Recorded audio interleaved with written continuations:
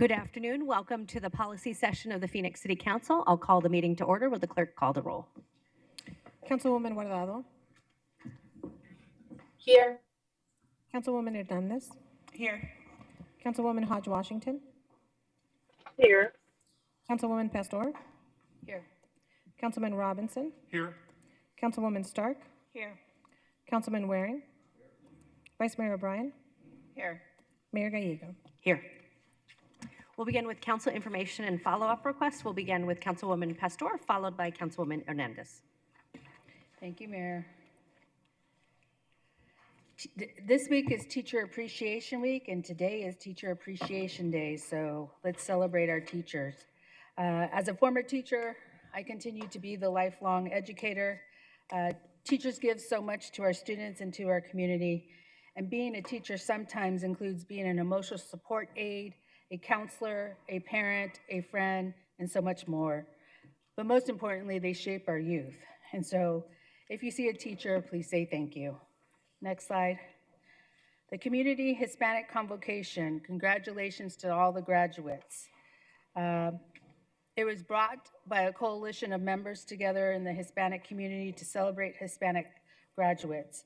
And once again, it's the youth in the future that we need to mold and make sure that they are part of our decision making. Next slide. Hope's Brunch House is new on Central Avenue, the former IHOP. I will highlight this new family-owned establishment this month. Looking forward to practicing my serving skills as I wait on customers. Next slide. Our Veterans Service Center. I'm teaming up with the Veterans of Foreign Wars Post 720.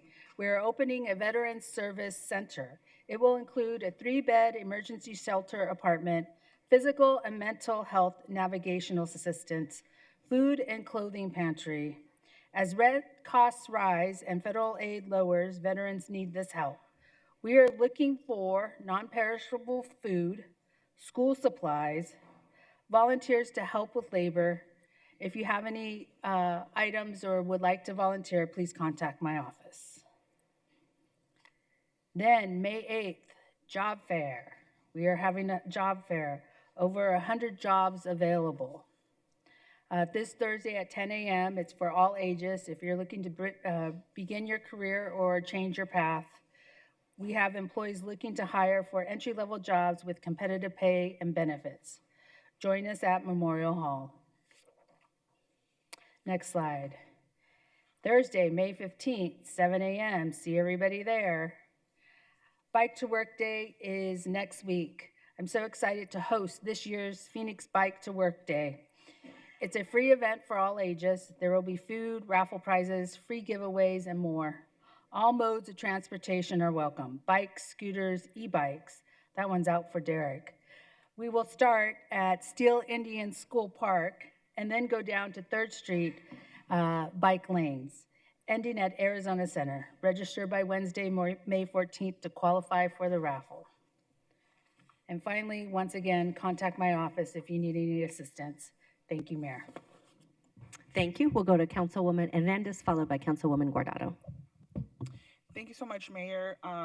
Just wanted to give everybody a quick update on all the happenings in District 7. This past week, we hosted in District 7 the May Day March, which is very important to show up and, was very important for me to, and our community to show up and stand with our workers and really standing against Trump and his allies and their attacks. I also got to participate in the Hispanic Convocation that we hosted at at the Orpheum Theater. Again, community rallied together to celebrate our Hispanic graduates because of funding cuts to our education system by the administration. Also got to attend an event at the Herberger Theater. With the community work that they do, I'm excited to continue to work with them on ensuring that they have the resources they need. Our arts, culture, and performance are so important to our communities, and we have to continue to make sure that they are invested into. Also this weekend, got to attend the Light Rail and Capital Extension Project community meetings at Neighborhood Ministries, really encouraging the community to participate provide feedback as that project is developed to ensure that our communities are as least impacted as possible, that we address displacement, any issues in that project, and making sure that the right resources are going to our communities in District 7. And then I also got to attend the youth awards. Um, amazing youth. It kind of made me feel like I didn't do enough as a student in high school, because they blew me away with all their accomplishments. So D7 had really amazing winners in that, and just the youth there. I'm really excited and trust in what the next generation is going to build for us. So I think we're in really capable hands. And also attended the Volunteer Recognition Awards. Amazing to see a full room on a Wednesday night and just really celebrate our volunteers throughout the community, including some amazing folks in District 7. So that has been a busy few weeks. Our office and team is settling in our roles.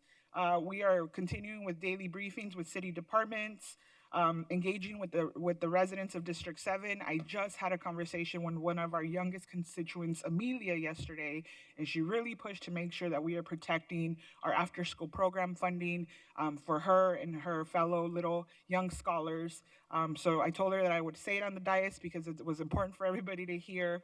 Hearing their challenges, hearing the things that all of our constituents are advocating for, and really hearing and connecting with them with the reality of what our fascist administration is wreaking havoc on their lives now. So a lot is happening in District 7 in the city. We have a lot of challenges ahead, but I am ready and looking forward to all the work ahead with our staff, with our community, and really finding solutions in a path forward. Thank you, Mayor.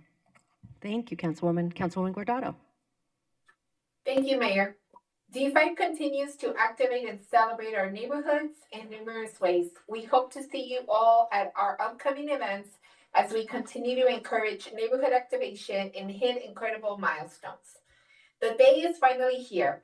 Join us at the ceremonial groundbreaking and celebration of Innovation 27 Workforce Training and Education Collaborative tomorrow, Wednesday, May 7th at 9:30 a.m. at 2526 West Northern Avenue. Innovation 27, scheduled to open in summer of 26, will be a diverse space targeted at users of all ages and will include K through 12 and community college education programming, business space for startups and small businesses, a hub for culinary support services, classes for workforce development, and a training center for residents to learn new or increase their own skills to help them succeed.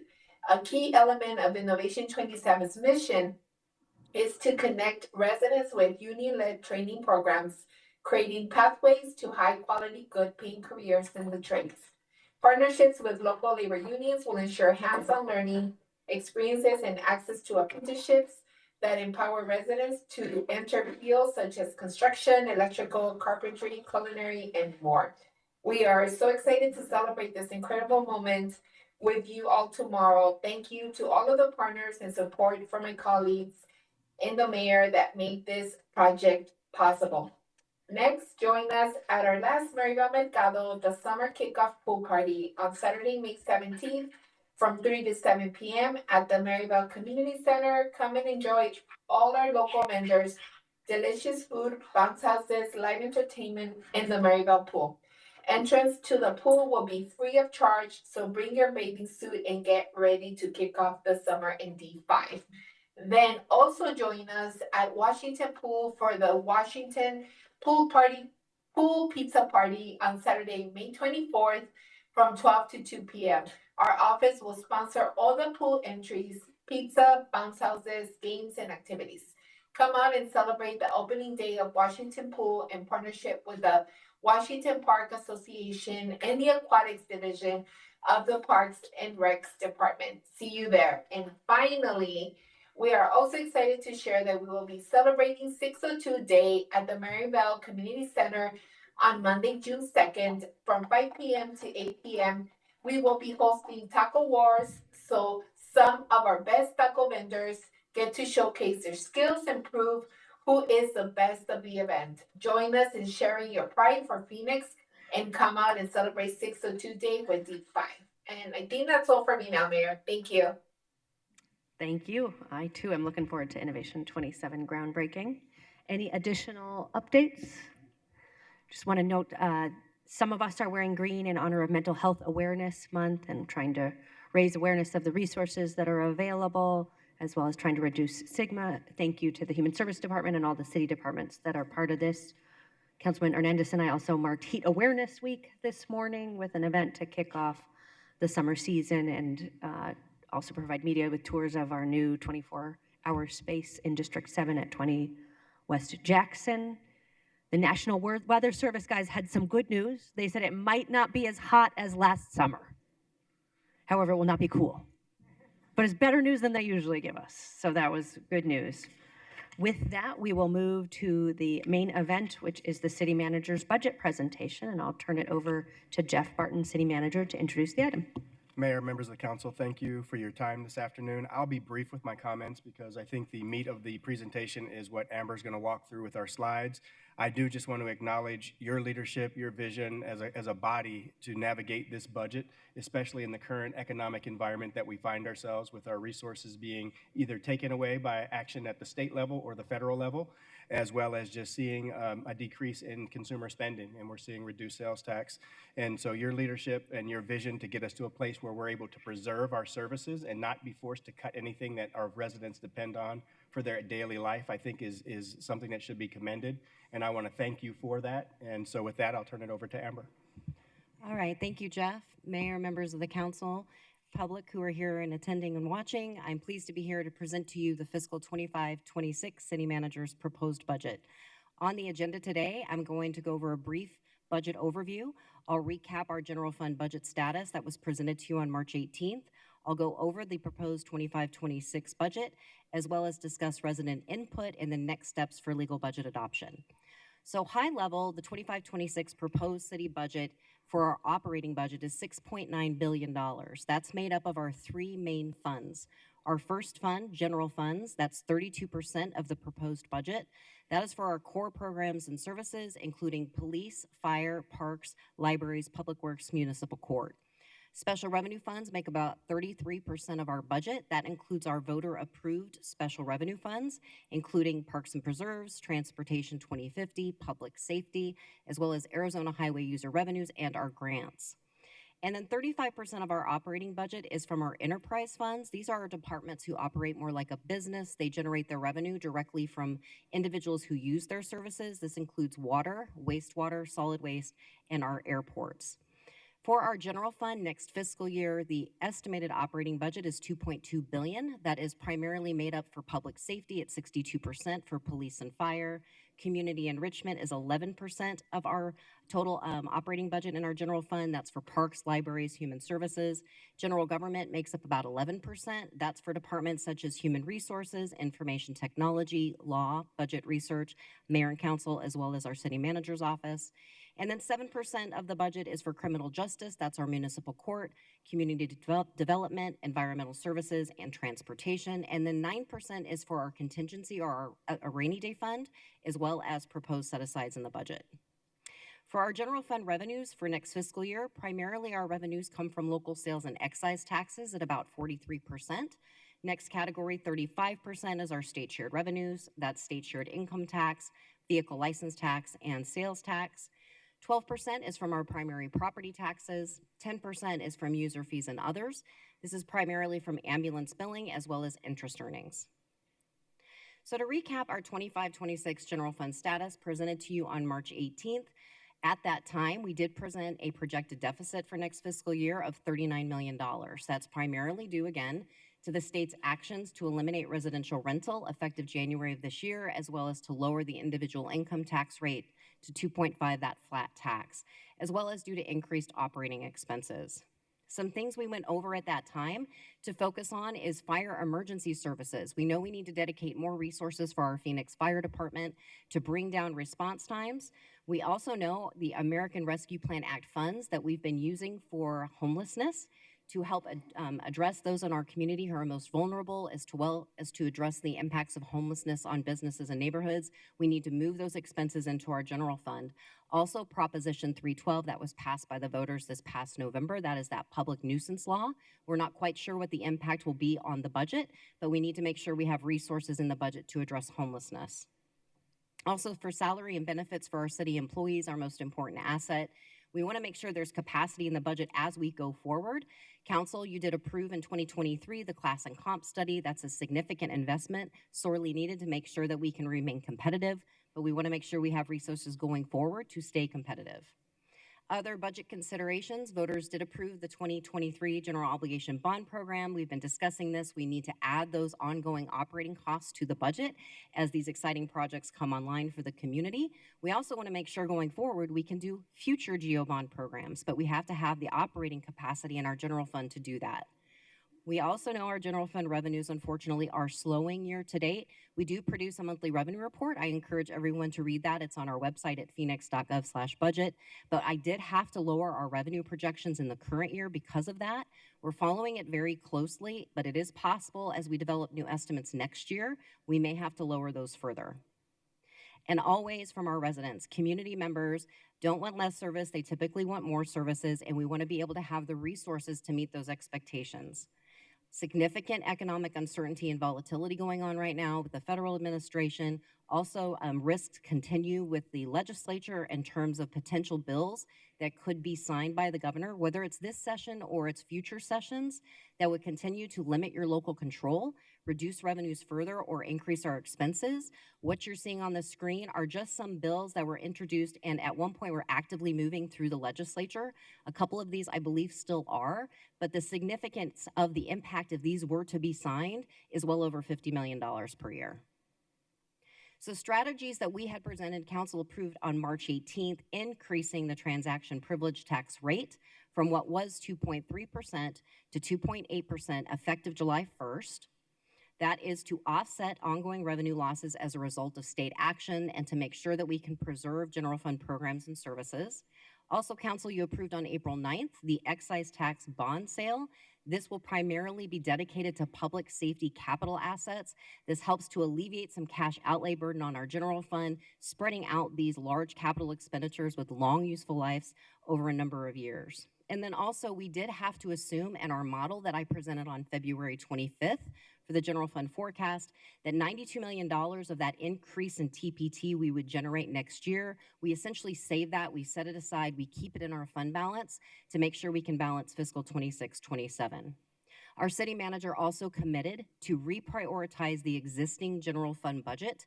We worked very closely with our city departments. They did a great job of going through their line item budgets to evaluate where could they make these reductions with very minimal impacts to their operating budgets, no direct service impacts to our community members, to free up those resources to add more critical items in the budget. This list involves no filled city positions. It's 18.2 vacant positions. A full list of those cuts is included in attachment B in your council report. It's primarily contractuals, commodities, some miscellaneous expenditures. Again, no direct service impact for our residents. The proposed budget for next year in our general fund also includes $34 million in supplementals or additions to the budget. This is primarily for our Phoenix Fire Department, again, to reduce those emergency response times. We need to convert 32 sworn positions that were funded by a SAFER grant that is expiring. We need to move those into our general fund so the hiring sworn target does not decrease. That's $2.5 million next year, ongoing commitment of $5 million. Also, our first GO bond station 15 at 43rd Avenue in Camelback. We need to start pre-hiring for those sworn personnel, 24 positions at $2 million cost partial year next year, $4 million ongoing. And then for our Office of Homeless Solutions to continue the good work that they're doing, we're going to need to move $4.5 million next year into the general fund. They are estimating at this point they will need an additional $26 million starting in fiscal 27. And then also dedicated to our fire department, $25 million ongoing resources. This is to add 134 sworn personnel, 19 civilian support staff, This is to reduce emergency response times. Per our fire department, this will reduce the localized critical emergency medical service times from 8 minutes and 30 seconds to 4 minutes and 25 seconds, with a minor reduction in citywide response times. This will increase the fire department's sworn hiring target from 1,865 to 2,023. So once we take these strategies into account, we do have a different picture for next fiscal year, with estimated resources at $2,172 million, less our expenditures are the cost to deliver programs and services of $2,155 million. We are left with a projected one-time surplus of $17 million. Our city manager is proposing that we set that $17 million aside. It will remain in our fund balance. We know we have significant uncertainty, as I mentioned, with either be it tariffs, it's trade policy, it's taxes, it's legislative action at the federal or state level, it's potential federal funding cuts, it's inflation, it's actions by the Federal Reserve, geopolitical conflicts, just a lot of uncertainty. So recommending to set that aside. We want to make sure we can preserve our current suite of general fund programs and services, as well as have those resources for our GEO bond program. I will take that into account next year when we construct our updated status for fiscal 26-27. Other information before you today, the proposed budget does include the administrative conversions. We include these in the budget every year. It's 38.6 full-time equivalent positions. This is primarily to convert temporary positions to ongoing. No additional funds are needed. We've already identified savings in the general fund budget to cover these positions. Also, the city manager is recommending to allocate $2 million in available one-time ARPA interest earnings to the Housing Trust Fund. This is to help advance efforts for affordable housing. The proposed budget for next year also includes a supplemental for our Water Services Department, $5.6 million. This is to reopen the Cave Creek Water Reclamation Plant for the intention to expand their capacity for treatment of wastewater, as well as to advance water purification efforts.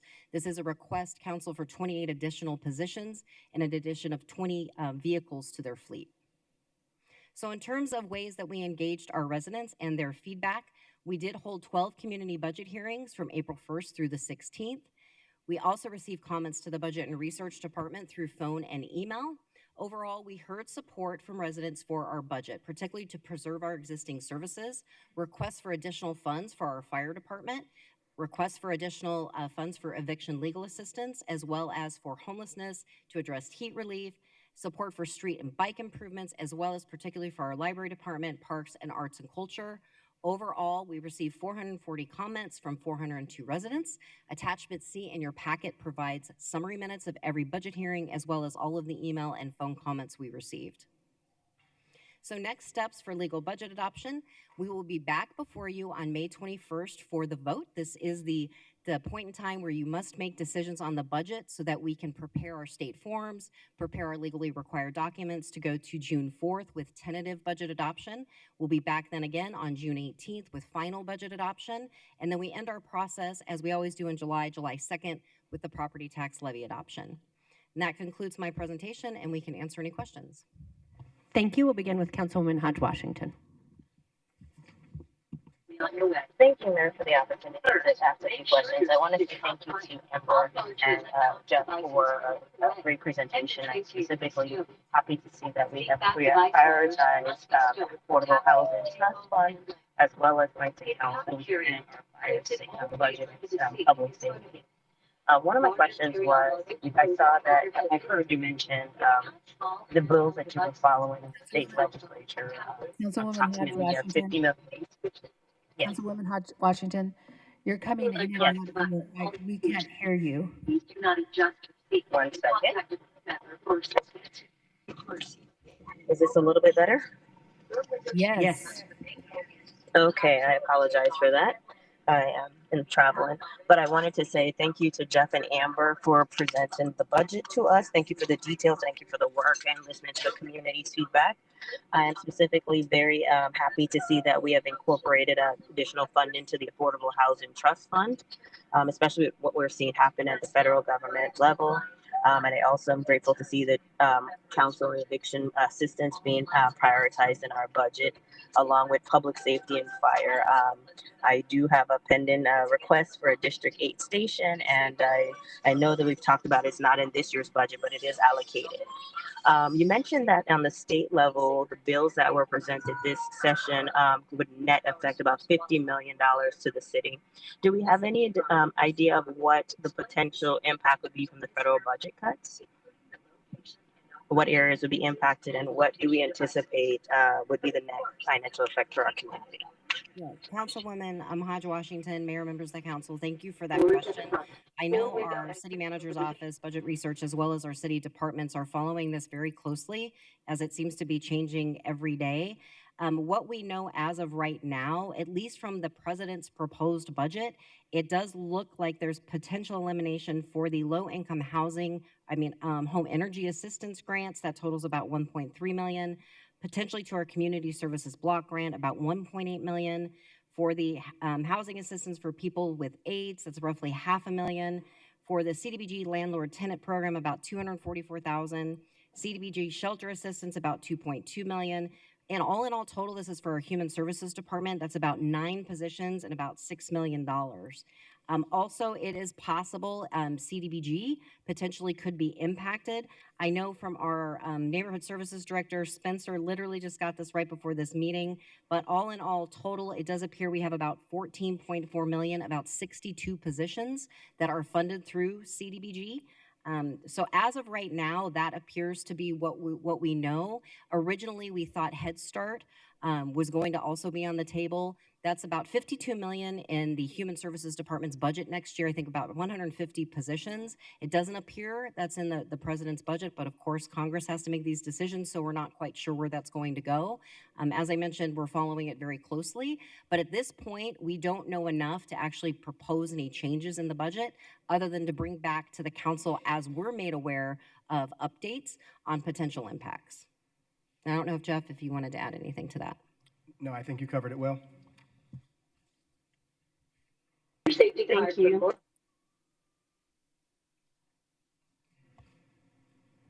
Thank you so much, Councilwoman.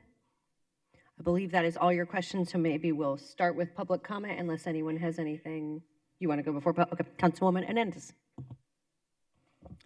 Thank you, Mayor. Make sure I get my microphone over here. Thank you, Mayor. And, I really want to thank the city manager's office and the city manager for the immense work that it takes to do that. It goes into preparing the annual budget. Every day I'm learning something new, and you as a city staff have been super helpful with the many questions that the D7 office has. So that is really appreciated. I also recognize the complexity of the tasks on your, in front of you, balancing competing priorities, addressing community needs, and forecasting in uncertain times. I totally understand it's no small feat. I do have some questions and just seeking some clarification. In the budget, there is a cut to our environmental programs department. Can you just elaborate a little bit on what that cut is? Yes, thank you for the question, Councilwoman Hernandez, Mayor, members of the council. We're actually not cutting the Office of Environmental Programs budget. Their budget is actually going up about $400,000 in our general fund. The reduction that you're seeing, I think you're looking at Schedule 3 in the CCR, is we had appropriated $150 million in the current year budget in hopes that we would receive a climate action grant. We did not receive that grant. But we had to have the spending authority. So overall, their budget really isn't decreasing. As I mentioned, it's actually increasing for the general fund piece of it. Overall, declines you're seeing in the proposed budget also for 25-26 is because there was $1 million ARPA grant. Oh, hello, I have my environmental friends here at the table. There was $1 million in ARPA grants that's not continuing. So that's also causing some decline. But again, the general fund commitment is increasing. We're actually proposing to convert 2 positions, increasing their total count from 14 to 16 positions in that office for food systems. That's included in attachment A in your packet.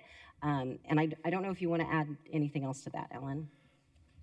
Mayor, Councilman Hernandez, I think Amber covered it very well. If you want grant specifics, Roseanne Albright is here to give you any of that information if you'd like. If not, we can follow up in a separate meeting to give you the grant specifics. Yeah, follow-up would be great if you could get that over to us. I just wanted to make sure that the residents of District 7 and Phoenix as a whole understand some of the impacts we are already seeing in real time to the reduction, right, in grant funding and other programs available to our residents.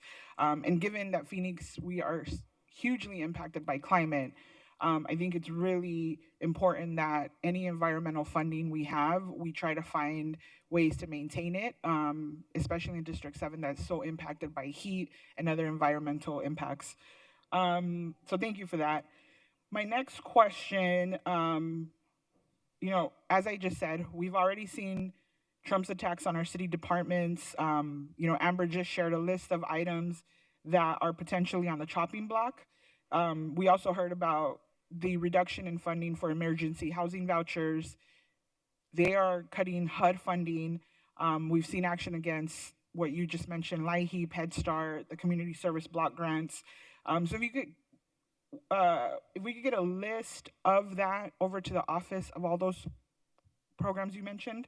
And do we have, as a city, do we have a plan to protect some of these programs in the next fiscal year? Councilwoman Hernandez, I'll start with that answer, and Amber, if you want to add anything to it. I think as far as getting you the list, we can definitely do that, and as we update it, we'll make sure that all council members have access to that list. As Amber said, it is a daily evolving thing based on, the temperature and the mood, it seems like, based on what we're seeing. As far as a plan, what I would say is at this stage, not knowing definitively what is going to be cut, we would treat that like any other, dwindling resource, and we would bring that back to council. I think that's another good reason for why we're recommending that we save that $17 million. Again, based on the list that Amber shared with you and what we think could also be cut, it wouldn't cover everything that could potentially be eliminated from the federal level, but it at least gives us an opportunity, if that's something the council wants to do, to try and transfer that in. What I would tell you that if we have any significant reduction to any federally funded or state-funded program at this stage, given where our budget is as we've presented it over the last couple of months, we would require a reduction in a general fund program equal to what you're trying to bring in from a federal program, because there really is no more capacity in the general fund at this point. Okay, thank you. And Jeff, thank you for bringing up the $17 million set aside to respond to some of the uncertainty we're seeing from this administration. Is there plans to set aside any other money to protect our workers and our families from Trump? Councilwoman Hernandez, Mayor, members of the council, as we build our budget, the $17 million set aside is what we've got in that was kind of one-time money that we felt was better that we just hold in reserve until we figure out what's going on next year. We also, if you remember from the multi-year forecast, we discussed this prior to you actually taking your seat, but we also did have another set aside that we were using as a glide path for fiscal year 26-27. So we'll continue to monitor the situation. We will have labor negotiations coming up at the beginning of next calendar year, but that's also another reason why we wanted to set some of that money to the side. We don't know what labor negotiations holds for us, and wanting to be able to possibly, address that situation if we had to. Okay, thank you. The other thing in the budget, and I think a lot of us, let me speak for myself. I look at a budget as a moral document of where we're prioritizing investments. Over the past decade, Phoenix Police's budget has steadily increased. Now, with this new fiscal budget, or the new fiscal year, we are now surpassing $1 billion because there's a $46 million increase just this upcoming year alone. Meanwhile, we are seeing many community services that address root causes of harm, such as affordable housing, youth programs, environmental justice, public health, violence prevention remain underfunded. Can you speak to what the $46 million increase represents? Yeah, I'll turn that over to Amber because I'm pretty sure she can speak specifically to the line items that drive that up. Thank you, Jeff. Thank you, Councilwoman Hernandez, Mayor, members of the council. So police's budget is primarily increasing as a result of personal services. So that's primarily salaries. They do receive merit increases, both civilian and sworn staff. Pension also makes up about $20 million of that amount. We're contractually obligated. We need to meet our pension obligations. We also have increases for health insurance. As well as the council back in September at the policy meeting did direct our city manager's office to increase certain items for the police department. This includes things like an early intervention system, a voice active intelligence system, adding 4 additional positions. And vehicles, $6 million increase for vehicle replacements. The cost of each unit for citywide vehicles, but particularly for police replacements of their patrol vehicles, has really significantly increased. So that is what makes up predominantly the increase in the police department's budget. Okay. And are you able to share how many sworn officers are represented in the police budget versus how many sworn officers are currently on staff? The number of budgeted sworn police position, or their hiring target, is 3,125. They're roughly 500 positions short of that in terms of a filled count. Okay, thank you. And how are we evaluating the long-term impacts of continually increasing funding for policing while we are not investing the same levels into social infrastructures? Mayor, members of the council, that's a good question. I think at this stage, when you go back over the last several years, majority of the increases that we've had in our budget have been more on the social services side rather than in public safety, except for the fire department. Over the last couple of years, we've been really adding a lot to fire, especially with the addition of the expansion of the CAP program, as well as the bond-funded fire stations and the non-bond-funded fire stations that we're adding over the last couple of years. The police department budget, aside from, like Amber talked about, just the normal growth in pension costs, the cost in salaries and fringe and total comp, as well as just the other inflationary increases, the council has done, I think, a good job at trying to contain the growth in the police department budget to the extent that they can. We have added about $11 million worth of new programs over the last couple of years in police, but the lion's share of that was done by virtue of trying to keep it within the existing footprint of the police department budget. All right, thank you, Jeff. If I can I just have a couple of requests for follow-up information from staff, and it would be, well, I already asked for the list of the programs that potentially can see cuts. For fiscal year 26, can we get the sworn wage and benefit projection report and also the non-sworn wage and benefit projection report? Councilwoman Hernandez, yes, absolutely. We'll get that to you. Perfect, thank you. I want to be very transparent with the city staff, with my fellow council members, and in our D7 constituents. I'm a no on this budget as it stands today. I have a lot of concerns about the proposal. Our city is literally already under attack from Trump's federal administration cuts, and I don't believe that this budget pushes hard enough to respond to those attacks and to protect our people and our workers, our city workers and our programs. I do not feel that this budget positions us for future attacks from this administration, and it doesn't prepare us to respond to the recession that is very likely on the horizon. Also, it should be a surprise to no one that I have a huge concern over the $1 billion budget that is going into our police department. As I said, our budget should be our moral document. It should be our North Star of how we are investing into our people. And what this message, what are we sending this message to the public? We're saying that we are going to continue to underinvest into root cause solutions that would reduce community hardships and protect our residents. And once again, we are increasing police funding and responding to the crisis that our communities are facing with more criminalization, more threats of police violence. To be honest, $17 million in set-asides or reactionary spending will be a drop in the bucket to Trump's hundreds of millions of dollars in cuts. I believe we need to be proactive and invest now into the programs that will protect our residents, because the worst is going to come. Now is the time to invest into right to counsel, into affordable housing and homeless prevention, protections for reproductive health services, in rights for our LGBTQIA plus community, immigrants and refugee support services, racial equity and anti-discrimination initiatives, climate resiliency and environmental justice, public education and youth partnership initiatives, as well as voting access and civil engagement. I want to make it clear to the residents of D7 that they sent me here with the mandate, and I will continue to fight for these for investments into these programs. And I'm going to push to make sure that our budget fights back against Trump's cuts. I invite my fellow council members to join me in that fight. And I'm looking forward to working really hard with the city staff to address the crises that our city faces. Thank you so much. Thank you. Councilwoman Pastor? Yes, I want to talk about the investment that we've already made. And there are several areas of maintenance that is reducing their funding.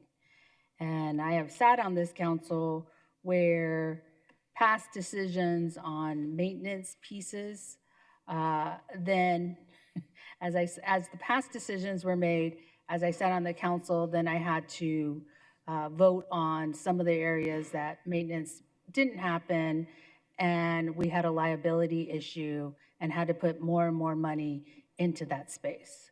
So I'm looking at, and you can correct me if I'm reading this wrong, the fact that we're going to reduce landscaping maintenance on our city properties that already have some blight. I mean, we get that complaint all the time.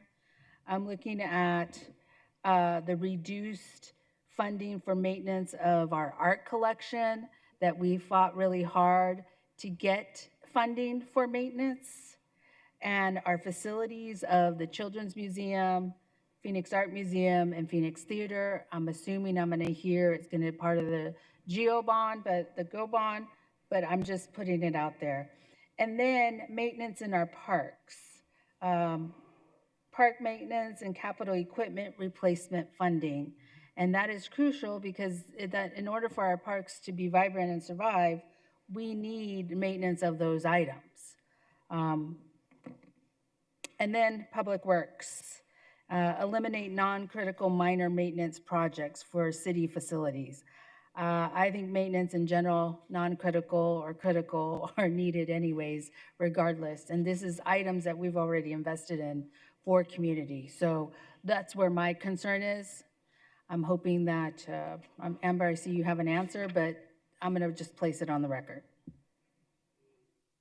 Okay, thank you, Councilwoman Pastor, Mayor, members of the council. As I said back on March 18th, no cut is easy. What Jeff's direction to departments was to identify 5% in reductions, and departments did that. I think that the items that you're mentioning, particularly starting with landscape maintenance, what I'm being told by Spencer, our neighborhood services director, is that it's decreasing the number of annual maintenance from 12 to 7. He does not believe that's going to have a significant impact to landscape maintenance needs. Overall, for our public works department, the $500,000 that you're mentioning, their operating budget is roughly $36 million. The $500,000 is really for very minor type maintenance items like replacing worn carpet. My understanding from the public works director, Felipe, is that that's not going to have a significant impact to their ability to maintain facilities, particularly anything that is related to security or safety. That $500,000 wouldn't be touching those types of maintenance items. We are very committed to increasing the budgets where we can for maintenance of all city assets, whether that's facilities, it's our fleet. And I think that the $24 million that's proposed as these reprioritized cuts, it represents about 1% of the operating budget. It was a commitment, as I mentioned, by Jeff to do that. The last one I would mention as well is for arts. The reduction in the arts program, we have added additional supplementals to the Office of Arts and Culture over the last prior 3 fiscal years, from fiscal 22 through fiscal 24. And so I know it's not ideal, but it was the request of our city manager to try to have all of those departments try to identify some sort of a reduction. But I can certainly understand where you're going with that it's not easy to make any cut. And I would, if I could, the only thing I would also add to that is Councilwoman Pastor, your historical depiction of what we've done for maintenance in prior years when it was time to balance the budget. We did defer and kick maintenance, and that created these bubbles, and it also created issues in facilities that blew up to bite us later. We are definitely not doing that. Several years ago, between budget and research and the Public Works Department, we created a major maintenance program where we thoroughly evaluate all major maintenance needs across the entirety of the general funded departments. And we have funding dedicated and set aside, which was not there previously, to address those. And we've got a quadrant-based matrix that we evaluate all of those programs and all of those projects on to ensure that the highest priority projects get funded. And if additional funding is needed, then we evaluate that on a case-by-case basis. So to your concern, we're definitely not ignoring maintenance. And I'm going to my concern because there are many years of not maintaining our city facilities and not maintaining many different pieces. And then it bit us in the end because people got hurt, not hurt, well, not hurt. I will take that back. People were looked at as not doing their job in the sense of maintaining the building. We had to pay insurance, there was a liability, and it just continued. And I want to be cognizant because I did make a promise to myself in the sense if I was ever going to be voting on a budget to make sure we're maintaining what we need to maintain. I know we have multiple city-owned properties. So are you telling me that 7 times per year is going to cover all our properties? I would actually ask Spencer if he's here to come to the table to respond to your question in regards to the impact of reducing it from 12 to 7.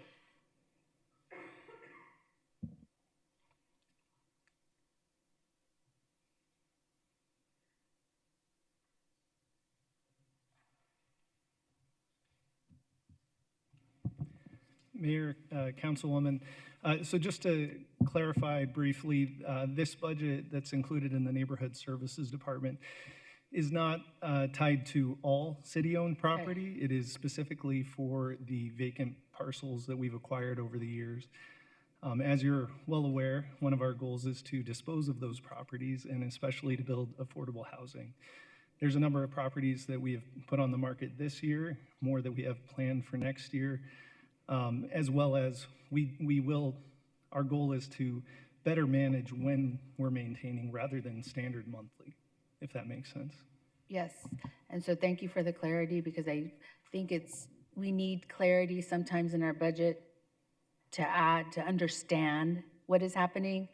And you're correct, there are parcels, in particular District 4, that will be going out into the affordable housing space and be able to build on those properties and remove the blight, or it's not blight, but remove an empty lot. So I do understand and want to thank you for that. I also want to say thank you to the team because I know how difficult this is and I know how challenging it is, and really thank the departments being very cognizant on the areas that they are cutting because it is difficult to cut. It's like any household bill, you have to cut your household bill, but we're running lean now in that sense. And so I just want to thank you for that and appreciate it. I just wanted to put items on the record so that in the future, if it pops up, I could say, hey, we said we were going to do this, so let's do it. So thank you. Thank you, Councilwoman. Does anyone have comments or questions before we go to public? All right. Why don't we begin with online Teresa Hill, followed by Mercedes Samaria. Governor and Council, I would like to share a few of my budget cuts proposals concerns. On page 13, we talk about the fire technology equipment being replaced and training that is needed, but we're not looking at what if those systems go down. If they continue to be put on the back burner, we may have systems that fail. Again, in page 14, again, we're cutting back on servers and equipment. We're cutting back on our staff, which are prime examples, as we say, our assets from having the training that they need. Page 15, the municipal courts, eliminating a vacant position, yes. But it says cases will be postponed. It'll be moved. There will be delays in the criminal court dates. And I think we need to leave that position and under IT administration, again, it needs to be looking at. In this case, it talked about that this will impact assistant staff.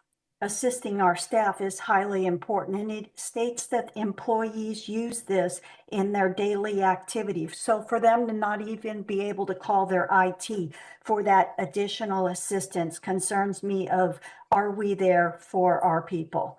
And I understand the police budget is high.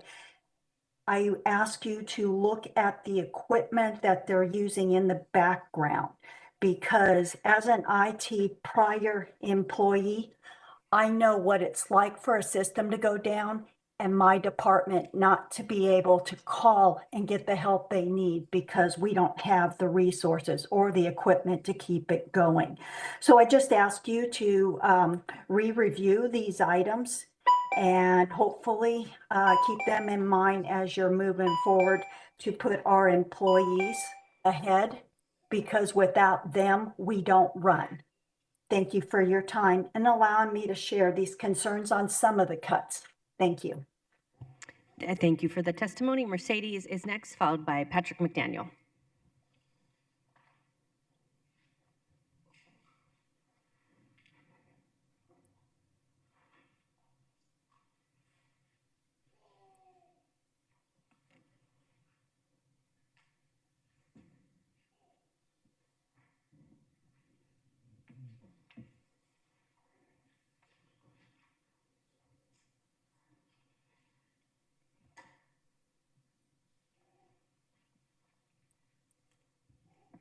Hi, my name is Samara Mercedes Winans. I'm a volunteer with Rumbo. I'm a current resident artist of Maryville and have lived here for 20 years. I care about efforts to combat heat in Maryville because I want to see my future in this village. I was raised here and hope to keep living here well into my adult years and retirement. With rising heat, it has become extremely difficult to live here. Maryville is well undercared for and underfunded and disproportionately affected by the heat. The heat impacts me every day. I use the bus to commute every day for work. It gets very hot where it makes walking a short distance difficult. We need more shaded bus stops now. I walk to the shopping malls in distance to my home. It's hot and makes it difficult. We need weather-ready streets with shaded sidewalks, cooler pavement, and materials that absorb storm water. Maryville is a heat point, and I ask for your support and urge you to vote favorably that there is funding for Maryville in the city budget. You represent us and have a responsibility to help Maryville and have the ability to vote for funding for heat resilience solutions for us. It is important to sustain the enriched culture and community that makes up this village. This starts with efforts and funding to make it livable for residents like me. Thank you. Thank you. Patrick is next, followed by Timothy.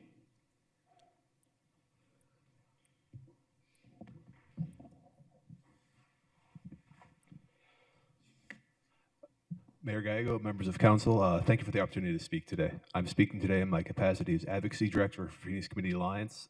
As an organization, we understand that the city has been placed in a difficult situation taken by actions at the state legislature as well as by previous actions of previous governors.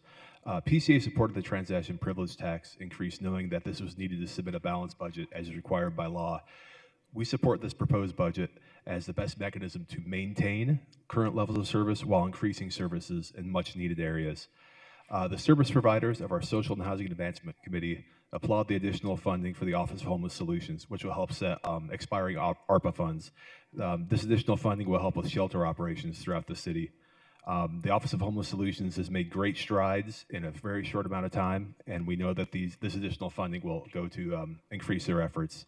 We also support the funding for the Low-Income Senior Housing Center at the Black Canyon Boulevard location, as this funding will help the most vulnerable of our residents here in the city of Phoenix. While we are supporting this organization, we ask that no further reductions be made to historic preservation programs. In a city as young as Phoenix, we need to take steps to safeguard our past. And like I said, in such a young city, we need to maintain what we have.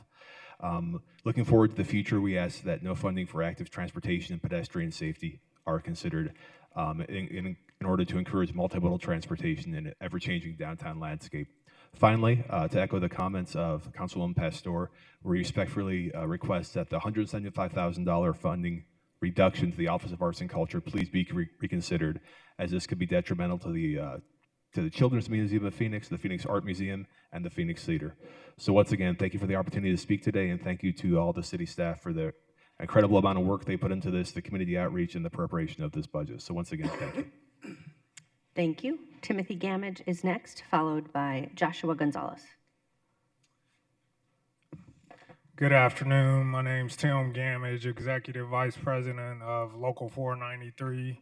I didn't wear a union shirt today because I'm coming to you guys as a resident of the city of Phoenix who's raising 5 children here, and I am concerned still about the fire crisis in our city. I want to thank you guys for the impact you made with passing the TPT and getting us some more resources, but there are still big gaps in our city that need to be filled. Councilwoman Hernandez spoke about some issues going on in her district, which I lived in as a child, so I am empathetic to those. One thing you didn't mention was the lack of resources in your area in regards to the fire department. That's something that definitely needs to be looked at as well. All the stuff we've talked about here today is important, but in our line of work, life safety is the most important thing, and that's what the fire department does for the city of Phoenix. So hopefully you all consider that, and if we can find a way to get another fire engine or 2, it'll help my kids be safer. Thank you. Thank you. Joshua is next, followed by Magdalena.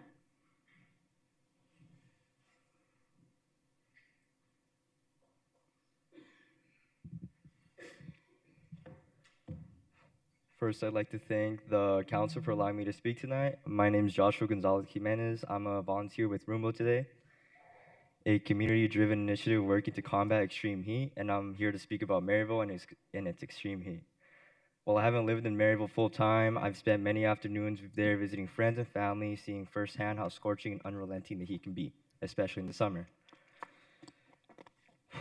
Maryville is the hottest area in the city, on average 4 to 6 degrees hotter than any other neighborhood during the summer, and in some spots up to 22 degrees warmer at night due to the immense amount of asphalt. NASA's EcoTrust surface temperature maps have recorded a 120 to 160 degrees Fahrenheit on Maryville sidewalks on days when the air hit 106 degrees Fahrenheit, hot enough to cause burns in seconds. Through our conversation with neighbors, one message rings clear, and that's that we needed more heat-resilient public spaces, shaded sidewalks, cooler bus stops, and safer, more walkable streets that let residents move through Maryville safely and comfortably. And while we appreciate everything that's been done so far, such as the creation of the city's Office of Heat Response and Mitigation to coordinate cooling strategies citywide, we respectfully urge the council to prioritize targeted investments in Maryville. We're calling for dedicated funding in the city's 25 to 26 budget for a community-led heat planning effort in Maryville carried out in partnership between the Office of Heat Response and Mitigation and Rumbo leaders. Specifically, we propose cool-proof public spaces, more open to green areas, engineered shade structures at every bus stop in Maryville, so no rider waits more than a few minutes under direct sun with pavement exceeding 100 degrees Fahrenheit. And cool corridors on key pedestrian and bike routes, combining reflective pavement treatments and overhead shading to drop ambient temperatures and improve air quality. Thank you for your leadership. I am here to respectfully ask for your support in moving this effect forward. With your backing and clear budget allocation, we can protect Maryville's children, seniors, and everyone else who calls this neighborhood home from record-breaking heat. Thank you guys for your time and commitment. Thank you. Magdalena is next, followed by Christopher.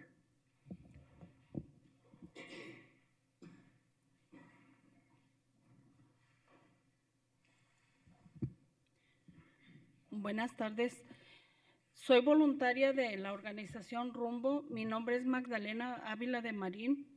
y mi preocupación es cómo vamos a trabajar juntos y qué plan tienen para invertir en el medio ambiente, ya que cada día la contaminación es más y hay menos árboles. En el área de Maryville, que es la parte más caliente de Phoenix, y necesitamos tener un plan para nuestra organización. Necesitamos más árboles, calles más seguras y con más luz, que tengan más sombras y que en las tiendas, en los estacionamientos, haya sombras y que si es posible que se puedan poner paneles solares. Y necesitamos más ayuda para trabajar en el calentamiento global que va a causar muchos desastres. Si no se tiene un plan y si no se trabaja, se necesita invertir en el clima. Y la gente de Maryville también pagamos taxis y merecemos un ambiente más digno. Queremos más programas para ayudar. Queremos que nos ayuden en programas para ventanas para proteger nuestros hogares del calor. Queremos más corredores que conecten a los negocios y que la gente camine más por estos corredores con más árboles y sombras. La temperatura cada día sube más y hay veces que se mantiene en 110 grados por días consecutivos y hay más muertes debido a este problema. Queremos que trabajen junto con nuestra organización y hagamos un plan para Rumbo. Necesitamos trabajar con los líderes de Maryville y tener un objetivo en bajar las temperaturas. Muchas gracias.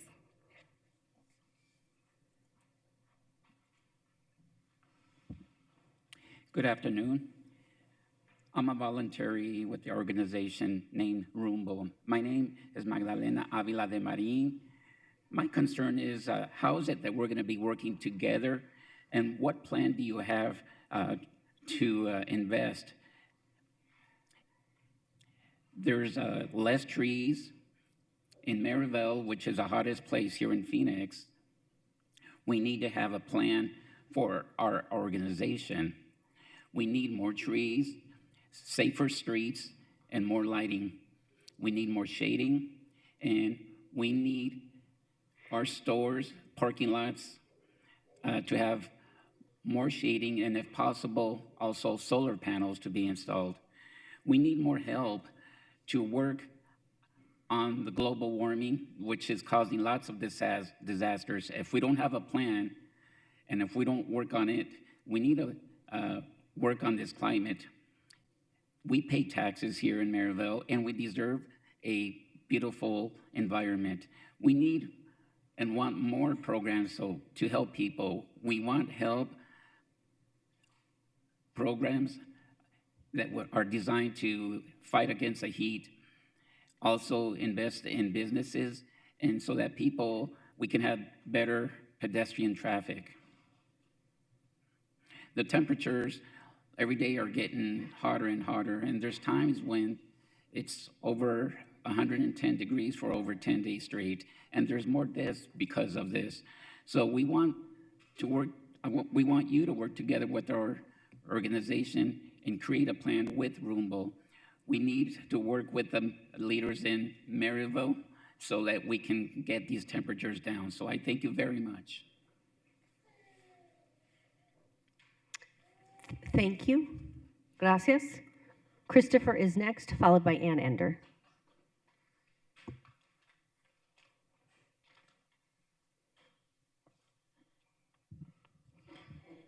Good afternoon. My name is Christopher Pierre. I'm a proud local native of Phoenix and Phoenix firefighter that serves the downtown area. I speak today as a concerned citizen and firefighter. As a firefighter, life safety is my #1 priority. It is important now more than ever to have appropriate responding apparatus that have water capabilities responding to fire incidents due to the increasing demographic downtown. We have identified a critical need for this in the area I respond to in Fire Station 3's First Due, which has the highest rate of displaced or unhoused individuals in the metropolitan area. Unfortunately, this is best exemplified by our burn data. Displaced individuals or people experiencing homelessness have had the highest rate of burn incidents in the greater metropolitan area, resulting in multiple fatalities. We have had multiple fire incidents that have had apparatus without water capabilities responding, drastically changing outcomes and delaying critical emergency care. We need to do better. As stated, the downtown area has boomed in terms of population size and demographic. As the population has risen, so has the demand for resources, most notably housing and high-rise structures. From 2015 to 2019, there were 37 completed residential and commercial high-rise buildings, totaling over 5,000 dwellings in a 3-mile radius of downtown. Another estimated 3,000 multifamily housing units are expected to be added over the next 5 years. National Fire Protection Association standards 1710 and 1221 outline the minimum requirements for fire department resources and response during high-rise incidents. We do not meet those standards. Our current high-rise response falls 7 firefighters and 1 to 2 engines short in the downtown area. High-rise responses are one of the most dangerous incidents we respond to. We currently have 12 to 15 unsprinklered residential or commercial high-rise buildings in this immediate area. These incidents are high risk, low frequency, and can be devastating when sustained. My ask is that a portion of the TPT funding be allocated towards our firefighters and their downtown response to these incidents. It is a critical need and gap that has been identified by our firefighters and one that should not wait until a major incident or fatality has occurred. We know this area is growing and we have a chance to get ahead of it now. Thank you. Thank you. Ann is next, followed by Daphne. Good afternoon. Thank you so much for the opportunity to speak, and I'm now going to have to go off script. Sorry. I want to echo everything that Mr. Gamage and the other firefighters have said, and I'm very grateful for you approving the TPT increase and for a really balanced budget that focuses on public safety. And I want to let you know, as far as our police department right now, we have 2,485 sworn, which means on a good day, we have 30 officers per shift, covering 1.7 million people. So when you talk about the dangers of what fire responds to and what our police department responds to, I just turned 68. And on my birthday, I went up with Air Patrol. And let me tell you, that's when you see what happens in our city. That's when you get the perspective as I watched 2 officers walk into a warehouse where someone had broken in, not knowing if there was a gun, if there was more people. It really made me think about what they do. And honestly, I kind of follow a lot, so I want to be able to have somebody respond when I get hurt.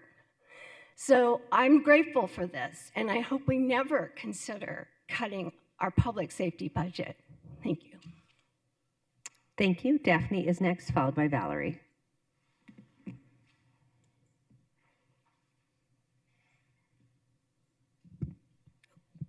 Hi, council members. My name is Daphne Cortez, and I'm a climate community organizer with Rainbow. First, I want to thank the City of Phoenix and the entire council for your continued efforts in our neighborhoods and for creating space for community voices in these very important conversations. I'm here today speaking about something urgent and deeply personal to my entire community. Maryville is the hottest area in Phoenix, averaging 4 to 6 degrees hotter than other neighborhoods during the summer. I've had countless conversations with residents. One message continues to rise to the top. We need more heat-resilient public spaces. This means more shaded walkways, cooler bus stops, and safer, more walkable streets so that people can move through their neighborhoods without risking their health. I'd love to see more cool corridors in the neighborhoods that connect the community to their plazas or schools. These are the most popular things that the people of Maryville would like to see. Again, I'm here today recognizing the efforts that have already been made by the city, have been made citywide, and we're very grateful. But Maryville needs more. It's time for more intentional, targeted investments that meet the urgency of what we're facing in here, what we're facing. So I'm here today asking you to include a dedicated funding in the city 2025 to 2026 budget for a community-led heat planning effort in Maryville. We envision a true partnership between the Office of Heat Response and Mitigation and Rainbow leaders working together to build solutions that reflect the lived experiences and needs of Maryville residents. Thank you, guys. Thank you. Valerie is next, followed by Amanda.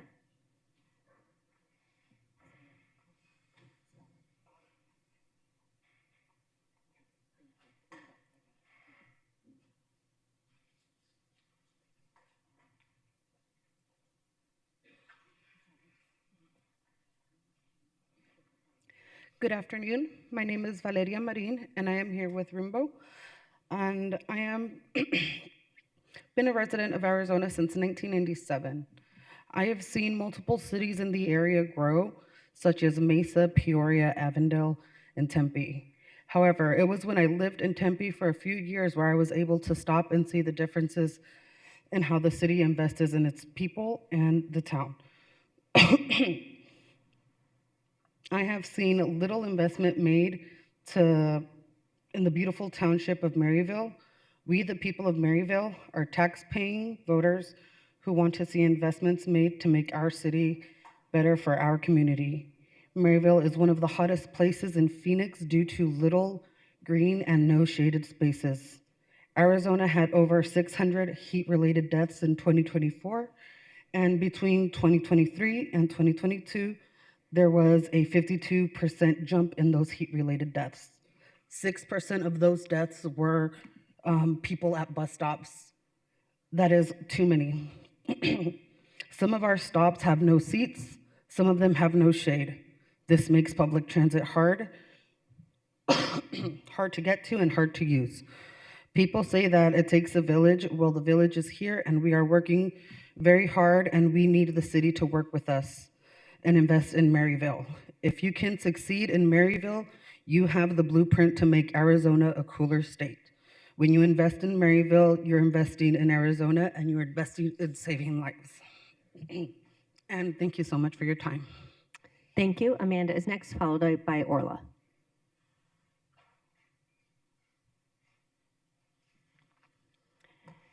Good afternoon, Mayor and Council members. My name is Amanda Kaminskis, and for the past 20 years, I have dedicated my life to supporting my unhoused neighbors, focusing the last 5 years in Phoenix, particularly Maryville, where I moved in 2021. Every summer, I distribute thousands of bottles of water and essential supplies. I have noted the hottest parts of Maryville consistently reach temperatures 3 to 6 degrees higher than the rest of the city. This extreme heat has severe consequences. I have encountered individuals so dehydrated and in crisis that some have hallucinated and told me that they believed I was an angel. Tragically, I witnessed that sometimes those who do not survive these conditions, many times at bus stops, highlighting the urgent need for action. Partnering with Rimbo, we are working to urge the city to allocate more funds for a dedicated heat plan for Maryville. We're advocating for more parks, trees, and green spaces, along with cooling drinking fountains, natural and man-made shade, improved walkways, and larger shaded bus stops. These improvements are vital to protect our residents, especially those without homes, from life-threatening heat. Let's commit to making Phoenix, especially Maryville, a safer, more sustainable, and more humane place. It's time to rejuvenate this overlooked community into a thriving area for all its residents. Thank you for your time. Thank you. Orla is next.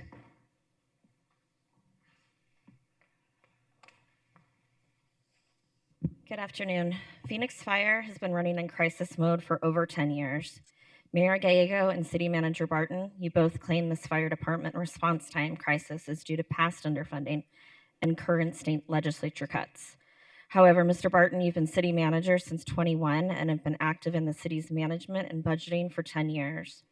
Mayor Gallego, you served on the Phoenix City Council from 2014 to 2018, becoming mayor in 2019. Therefore, both of you have worked for the city during this crisis. You cannot blame those in office prior to you, nor the current legislature cuts.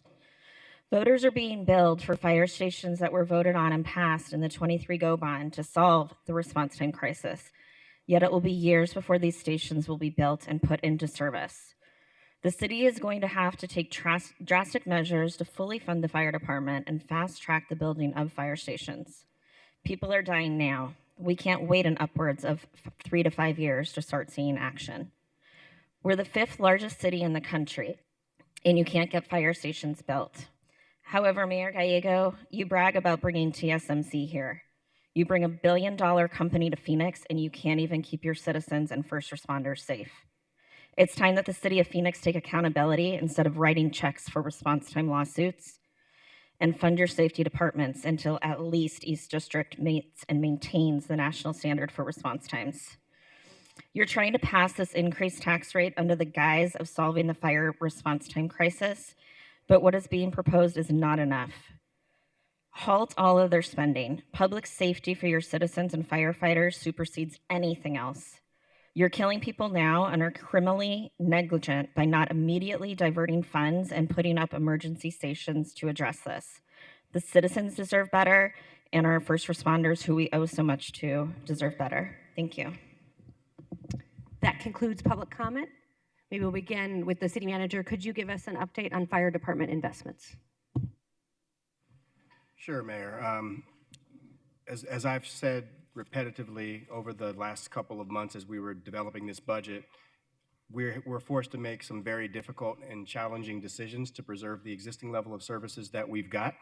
And I do want to say that the fire department, under your direction and your leadership as a collective body, has done quite well over the last 10 years. For example, between 2016 and 2017, the fire department budget, total budget, all funds, has gone up 89%, as well as their general fund budget during that same period of time has gone up 91%. A lot of that is driven by the pay and compensation increases that this council and the fire department themselves, as well as their labor group, felt were really important for them to continue hiring and staffing the fire department with the best. I would also like to say that this budget, with the projected $25 million in additional general fund increases that are proposed, which include 134 sworn FTE, as well as the 2023 bond program funded stations that will be built over the next 4 years, which includes 119 FTE, will increase the fire department field count, sworn field count, from 1,865 positions to 2,118.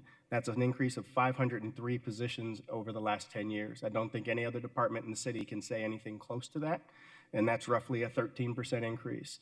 I think it's also important to recognize that going back, we hadn't had a bond program until the 2023 bond program. It's been almost 20 years since we've had a bond program, and this bond program being $500 million, public safety got roughly 25% of that bond program, and roughly 90% of that was specifically for the fire department. As it pertains to the existing TPT increase that this council just recently voted on, fire is getting roughly 2/10 of that increase, which is roughly 40% of the entire increase of that sales tax that you just voted on. So again, to that point, Mayor, I don't think that this council has been remiss in their ability to add to fire. Can we add more? Should we add more based on response times? I think the answer to that, we all know, is yes, we'd love to. But again, you are forced to balance the budget and balance the needs of the entirety of the city. And based on what I can see financially, you've done a great job doing that with the resources that we have at our disposal. Thank you for that important update. Councilwoman Guardado. Thank you, Mayor. Well, first, I just want to say thank you to the team for putting together this budget. I know that we've been having very tough conversations since the state started with the cuts at the city and with all the things that we've seen at the federal level.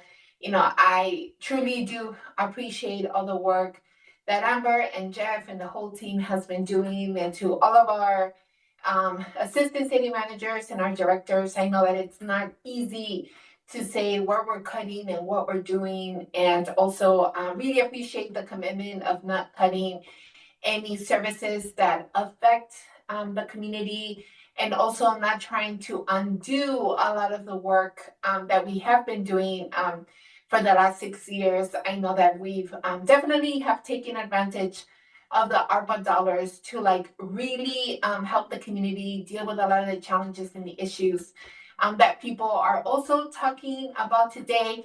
But I guess, Amber, I just had a question for you, just to put on the record.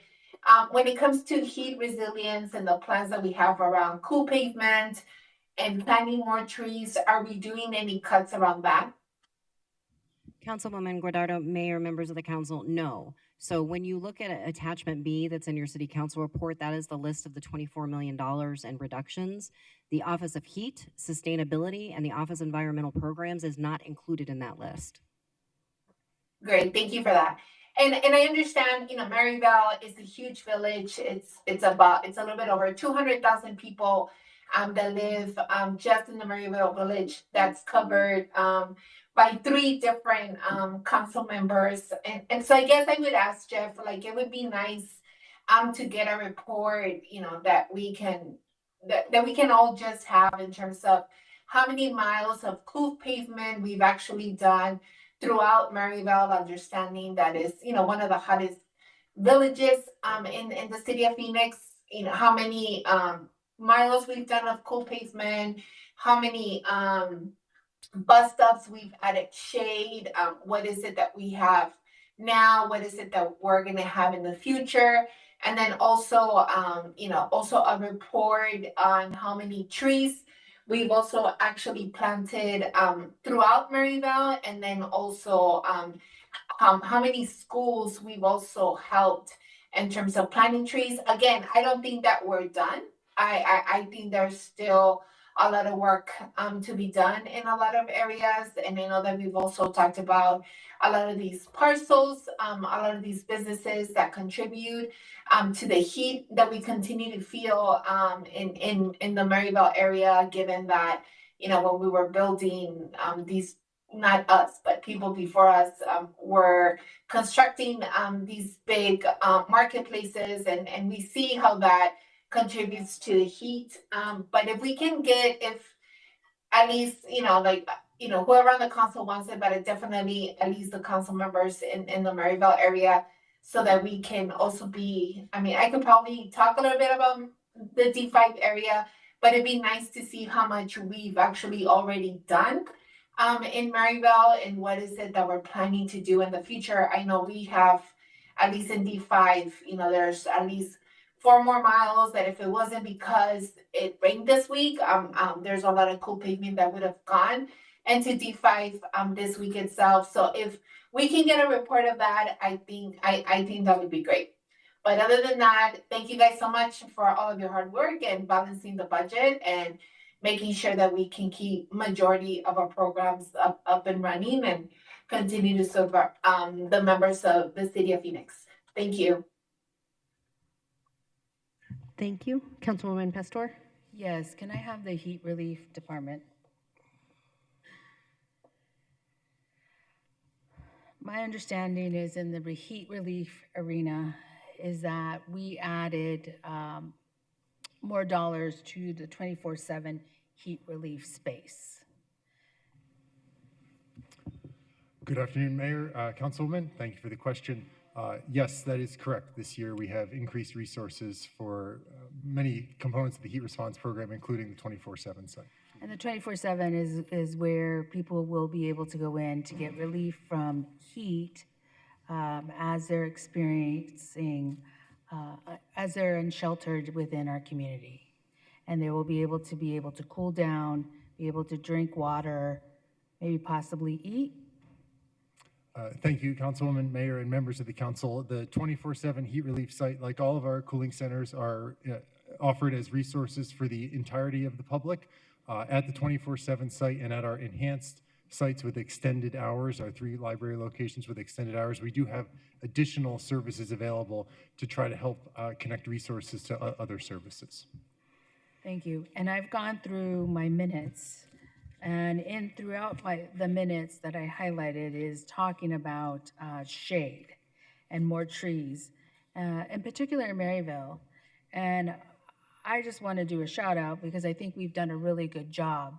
As Councilwoman Wardell stated, there are 3 council people that represent Maryville, and Maryville is at the height, is in front of us to be able to get the resources that they are getting in unprecedented ways that they did in the past. And so I know that we have placed many trees throughout Maryville. Am I correct? Am I wrong? I'm responding to the comments that were made. Councilwoman, Mayor, members of the council, in terms of activities that the heat office has been involved with, I think that is absolutely a fair assessment. I can recall a number of community tree plantings in Maryville with some of the ARPA resources that this council has allocated and others. It certainly has been an area of focus for our team. And there is the ability for neighborhoods to also get a grant to put trees in their neighborhood. There was a grant for schools to put trees in their schools. And then there was just trees. We had a plan for Maryville in order to add additional trees within those areas, plus shade structures. And in this process, it also included parks. I think I'm on target. Councilwoman, Mayor, members of council, yes, while I can't speak specifically to the details of the Parks and Recreation Department plan, you're certainly correct with respect to the grants that our office has had the privilege to lead that are supported by the Inflation Reduction Act programs for neighborhoods. We encourage residents to visit phoenix.gov/heat to apply to the Community Canopy Program, a separate program for schools, as you mentioned, Councilwoman, and we're very excited to have an opportunity coming very soon for our Tree Stewards program that will be an opportunity citywide with a focus on neighborhoods like Maryvale. Okay. And then there was some conversation. We do have a Shade Phoenix plan. There's conversation of what I've been hearing and at the budget hearing meetings was Maryvale wanted to be included in that plan or be part of that plan. How is that being developed with community? Thank you, Councilman, for the question. Mayor, members of the council, we were fortunate to have the opportunity for a wide range of community engagement in the development of the Shade Phoenix plan. More than 2,000 residents contributed feedback through different forums, including some intensive in-person workshops in different neighborhoods throughout the city, including Maryvale. That being said, the Shade Phoenix plan is a citywide plan. It is not a plan specific to any one neighborhood or village. I think there are certainly opportunities to go deeper in engagement with some neighborhoods moving forward. Okay, so we have the ability to go further within the Shade plan and be able then to say, here's where we have identified working with community. Councilwoman, I think that's a fair characterization. We'd love to have that conversation with our colleagues in planning and development, neighborhood services, and the other departments that are really involved in that planning conversation with community. But yes, I think that's a fair characterization. Okay. I do want to, and I don't know where they are or what, I do want to clarify something because we did a really good job in trying to replace our bus stops, our bus shelters, but we also identified where there needed to be additional, where some of the tops were gone or removed. I want to understand. And there was a whole plan rolled out, and we should be completing that plan. I want to understand if I'm recalling correctly.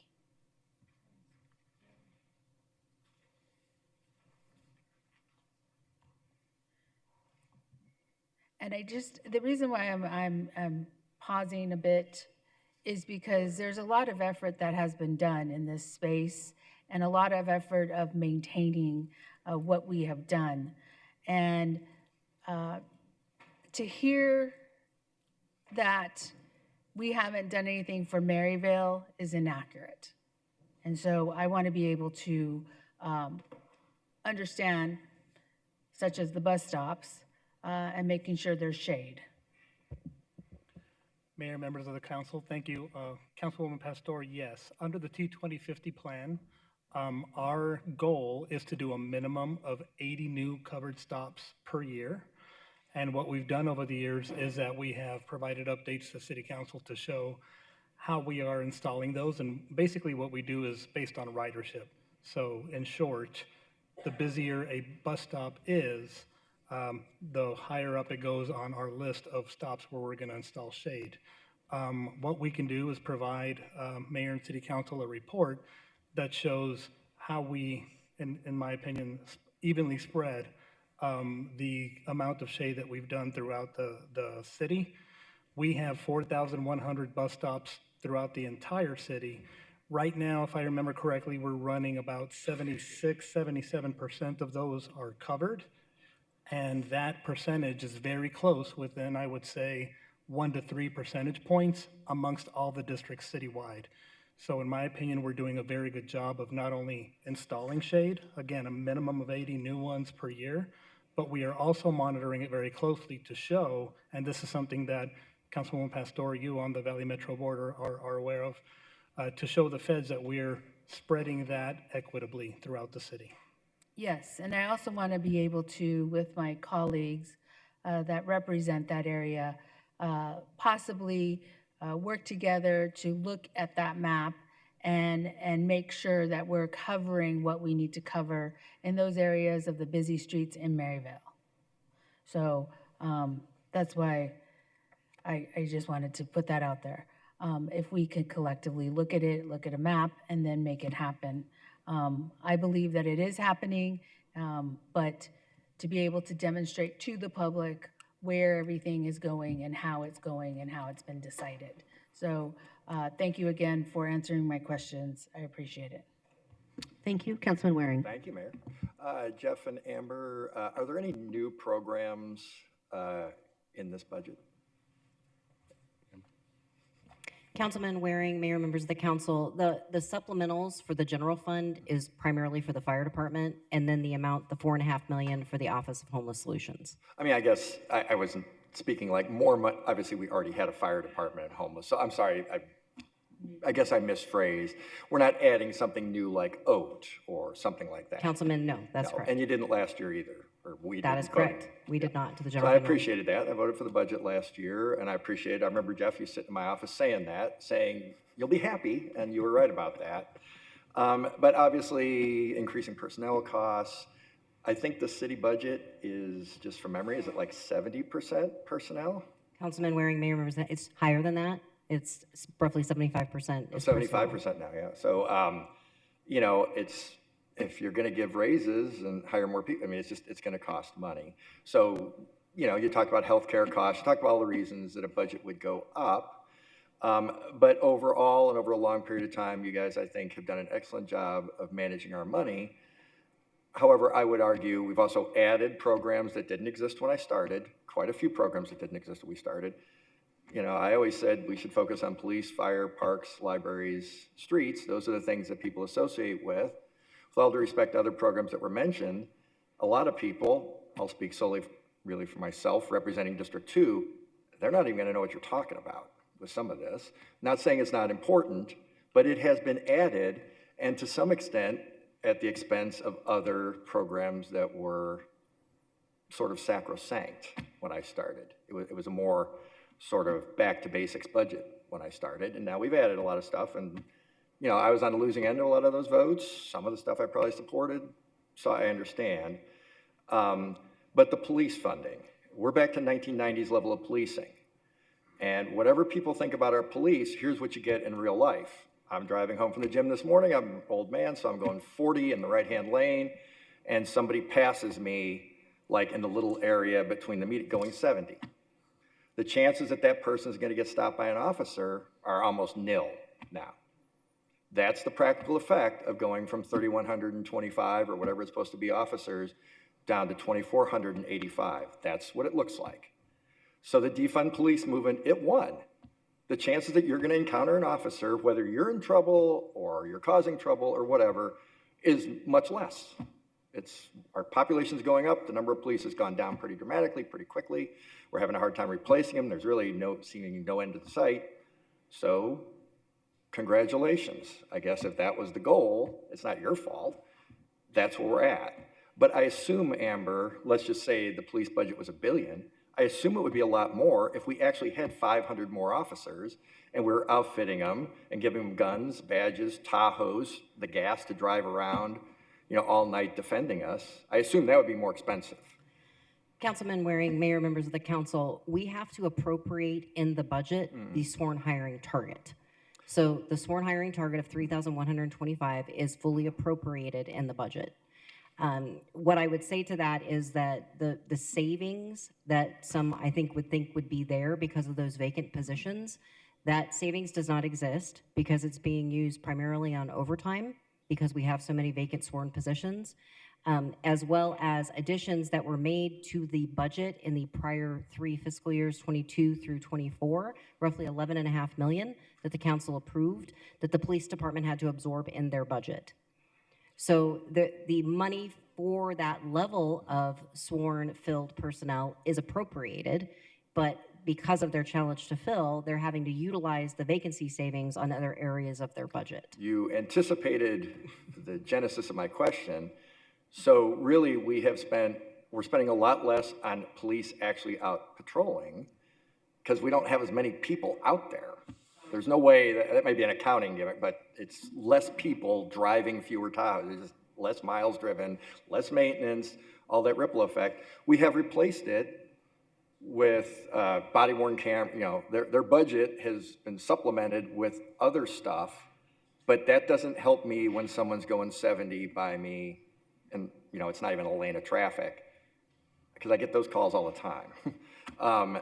That's just a thing that we have to deal with. There's nothing you can do about it. You guys didn't cause the police hiring crisis, so I'm not blaming you. But to then say we can't do anything to cut new programs that didn't even exist 10 years ago and to cut them 1% or whatever, because we're not really laying anybody off, are we? Unless you haven't told me. I know you're shaking your head. We're not laying anybody off, so nobody's actually getting cut from the team or voted off the island. So the personnel is the same, so those costs are still going up, as you indicated before. So really, you might be trimming the sails of stuff that somehow we were doing without 10, 15 years ago. Now, we can't do much about the police. You know, another one that I think of is how the city looks and the cleaning of streets and the sides of streets. I don't know if it's still true. I don't know if the street director's here, maybe they can say. But at one point, we had more vacancies in the area that does that work than people actually going out and do the work.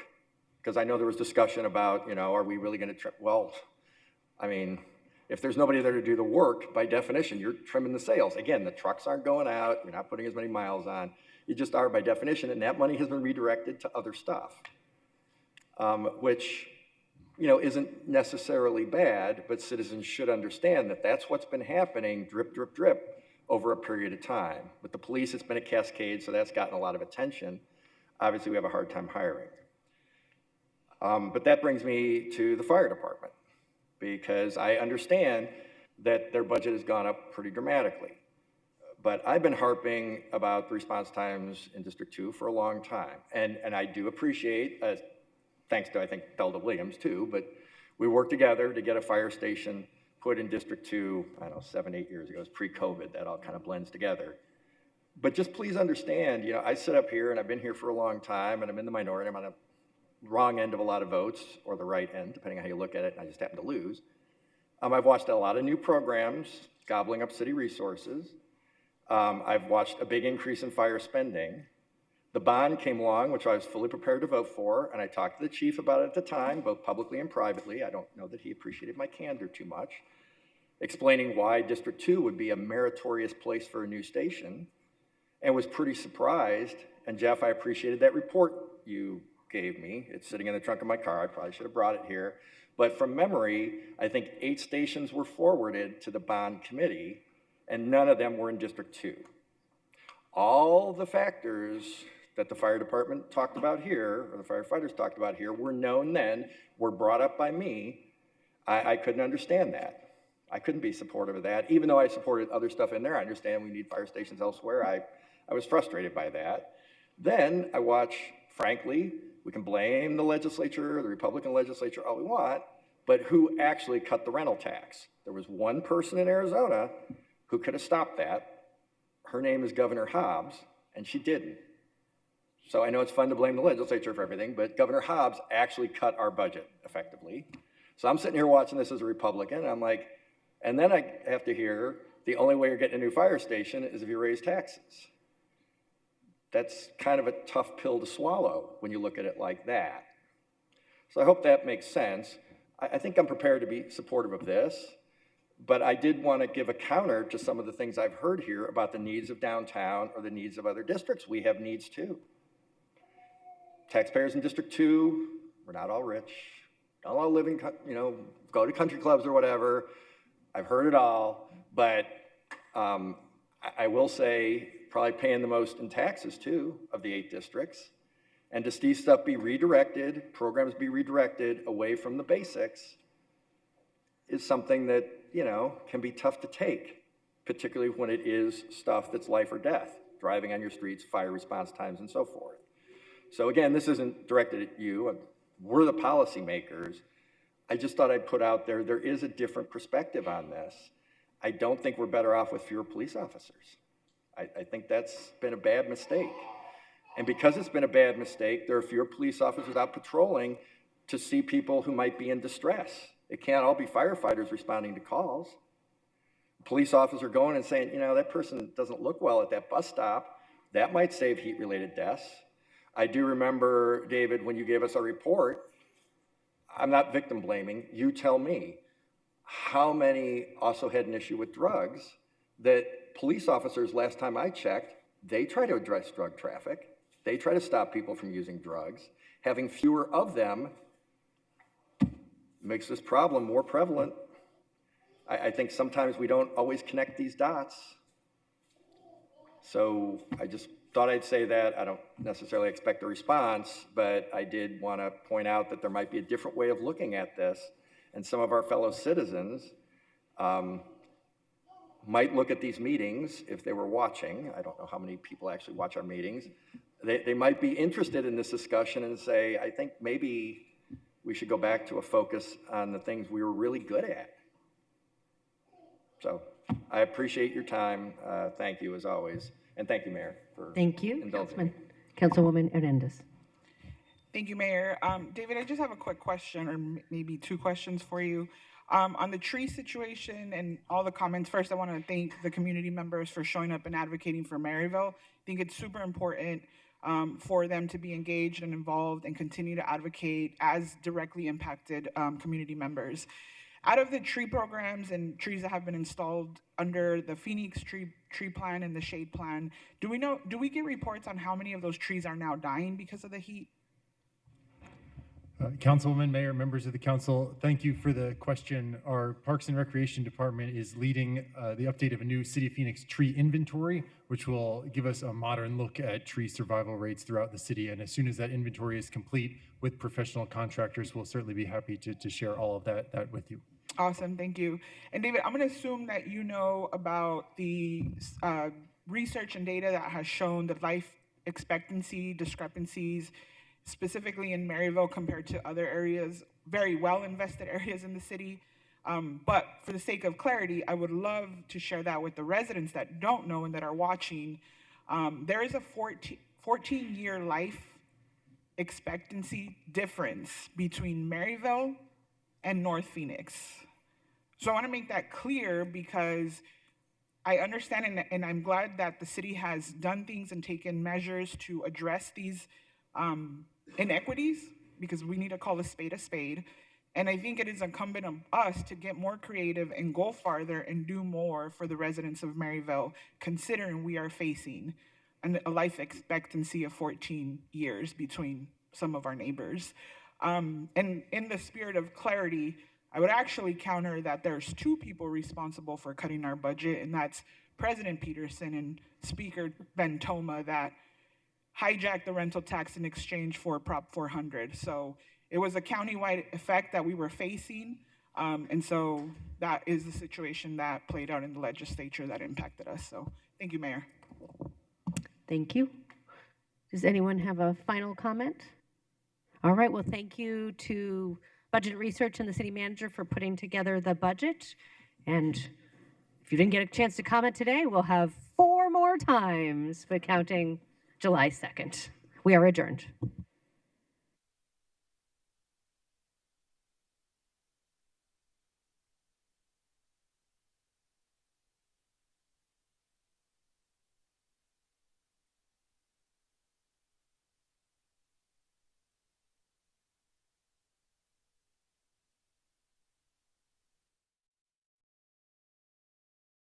The ribbon. 5, 4, 3, 2, 1.